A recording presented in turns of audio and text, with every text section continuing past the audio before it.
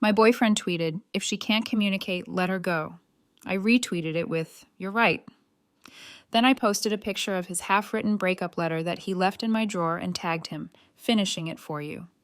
And then I'm 34, and until 3 days ago, I thought my relationship was just going through a rough patch. My boyfriend Daniel and I had been together for 3 years. We met at a friend's wedding, bonded over terrible DJ choices and lukewarm chicken, started dating a month later, moved in together after a year. Everything was good until it wasn't. The problem started around 6 months ago. He became distant, started spending more time on his phone, less time talking to me. When I tried to discuss it, he'd say I was overthinking things or being needy. Classic deflection. I tried everything. Planned date nights, suggested couples therapy, asked what I could do better. He'd agree to try, then nothing would change. Last Tuesday, I got home from work around 7 p.m. Daniel was already there, sitting on the couch, scrolling through Twitter. I said hi. He didn't look up, just gave me that half wave people do when they're acknowledging your existence without actually engaging. "How was your day?" I asked. "Fine." "Want to grab dinner somewhere?" "Already ate." "Okay. Want to watch something together?" "I'm in the middle of something." He was tweeting. I could see his thumb moving, typing something out. He hit send, laughed to himself, went back to scrolling. I went to the bedroom to change. That's when I noticed my nightstand drawer was open. Not wide open, just cracked. I always closed it completely because it stuck if you didn't push it all the way in. Someone had opened it recently. I pulled it open. My stuff was there. Charger, old receipts, a book I'd been reading. But there was something else. A folded piece of notebook paper. The kind with the torn spiral edges. It wasn't mine. I opened it. I don't know how to say this, so I'm just going to write it out first. I think we need to break up. Things haven't been working for a while, and I don't see them getting better. You're a good person, but I don't think we're right for each other anymore. I've been feeling trapped, and it stopped there, mid-sentence, like he'd been interrupted or changed his mind about finishing it. I stood there holding this half-written breakup letter, dated from 5 days ago, hidden in my drawer. He'd been planning to end things for almost a week and hadn't said a word, just acted normal while apparently drafting his exit strategy. I walked back to the living room. Daniel was still on his phone. "Hey, can I ask you something?" "Mm-hmm. Are we okay?" "Yeah, why?" "Just wondering. You've seemed off lately." "I'm fine. You worry too much." "Do I?" "Yeah, you overthink everything. Not everything needs to be a big conversation." I nodded, went back to the bedroom, took a photo of the letter with my phone. Clear shot, all of the text visible, the torn spiral edges showing it was written on physical paper, not faked digitally. Then I went on Twitter. Daniel's latest tweet was from 10 minutes ago. "Ladies, if she can't communicate, let her go. You can't fix a woman who won't even try to meet you halfway." It had 37 likes already, comments from his friends agreeing, talking about how women never put in effort, how men deserve better. I retweeted it with a quote tweet. "You're right." Then I posted the photo of his letter as a reply to my own tweet, tagged him, added the caption. "Found this in my drawer. Since you're struggling to finish it, let me help. It's over. I've been too cowardly to tell you to your face, so I wrote it down and hid it instead. Thanks for wasting 3 years. There, finished it for you." I put my phone face down on the bed, waited. It took about 90 seconds. "What the hell, Aaron?" Daniel came storming into the bedroom, phone in hand, face red. "Did you seriously just post that?" "Post what?" "You know what? The letter. You went through my stuff." "Your stuff? It was in my drawer. You hid a breakup letter in my nightstand." "That was private." "Then why was it in my furniture? You want privacy? Keep your coward notes in your own space." I was working through my feelings. I wasn't sure if I was going to actually break up with you. "Oh, so you were just keeping your options open. How considerate." "You're such an asshole." "I'm an asshole? You wrote a breakup letter, hid it, then went on Twitter to complain about how I don't communicate. The irony is amazing." He looked at his phone. "It has 300 likes already. People are commenting. This is humiliating. Now you know how I felt reading that letter. I can't believe you'd do this. This is so immature." Immature was hiding a breakup letter for 5 days while pretending everything was fine. I just brought the truth into the light. You're welcome. "I'm deleting Twitter." "Too late. Screenshots exist. Welcome to the internet." He stared at me, shaking. "I'm leaving." "Makes sense. You were planning to anyway." He grabbed a bag, started throwing clothes into it. I sat on the bed watching. My phone kept buzzing. Twitter notifications.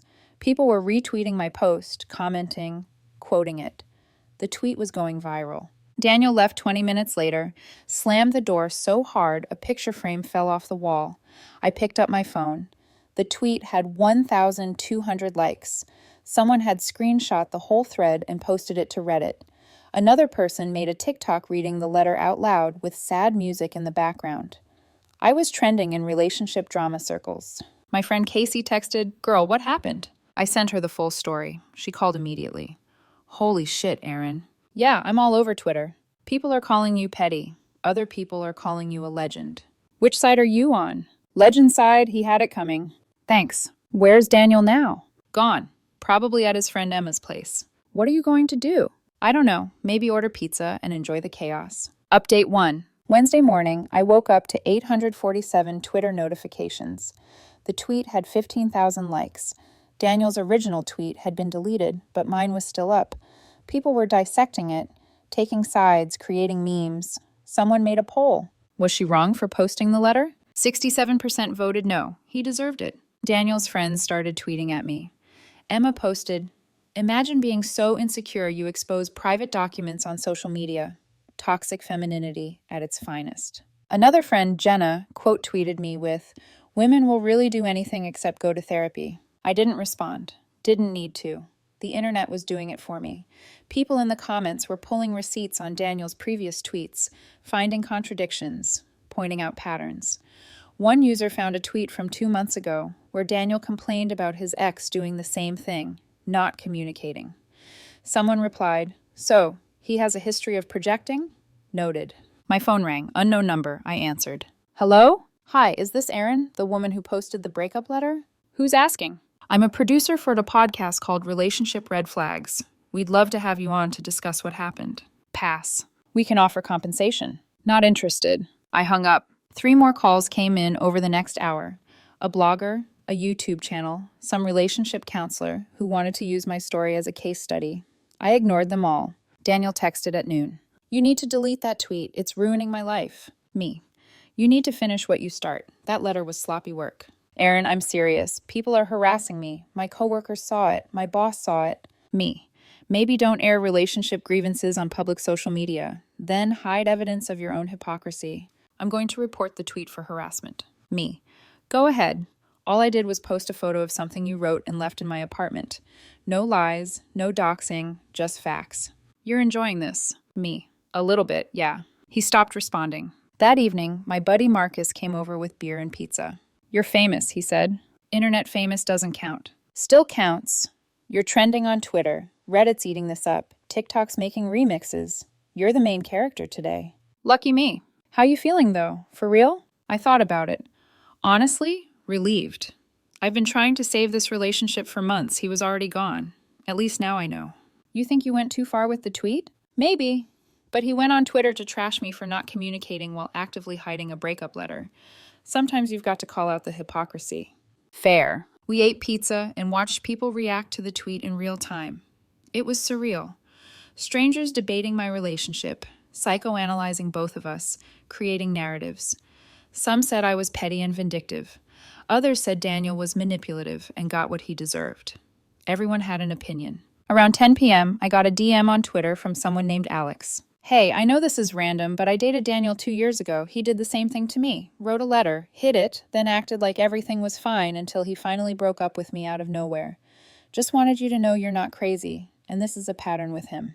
I screenshotted it and sent it to Marcus. "He's done this before," I said. Marcus read it. "Serial letter writer. That's a new red flag."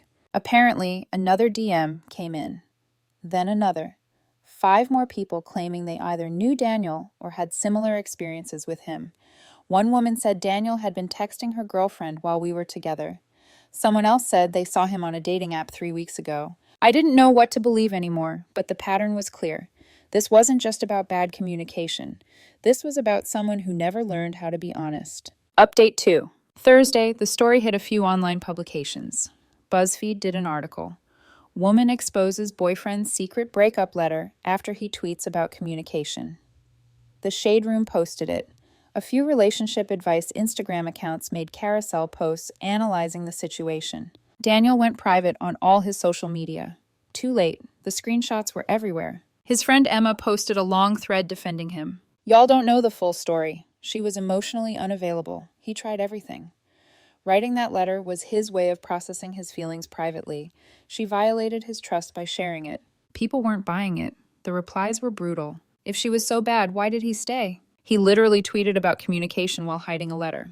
That's not processing, that's lying. Maybe finish your breakup letters before leaving them in someone's house. I finally responded to Emma's thread. Emotionally unavailable? I asked him every week for 6 months what was wrong and how I could help. He told me I was overthinking. Now I'm the villain for exposing the lie. Make it make sense. Emma blocked me. Friday morning, I got a text from Daniel's mom. I don't know what happened between you two, but posting that letter was cruel. Daniel's devastated. Whatever issues you had could have been handled privately. Me. With all due respect, Daniel made our issues public when he tweeted about me. I just added context.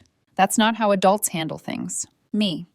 Adults also don't write secret breakup letters and hide them in their partner's furniture. She didn't respond after that. That afternoon, Daniel called. I almost didn't answer, but curiosity got me. What? I said.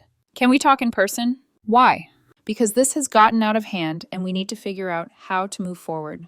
Move forward? You wrote a breakup letter. There's no forward. There's just forward without you. I know I messed up, but you didn't have to destroy me publicly. I posted something you wrote. If you're destroyed, it's because of your own words.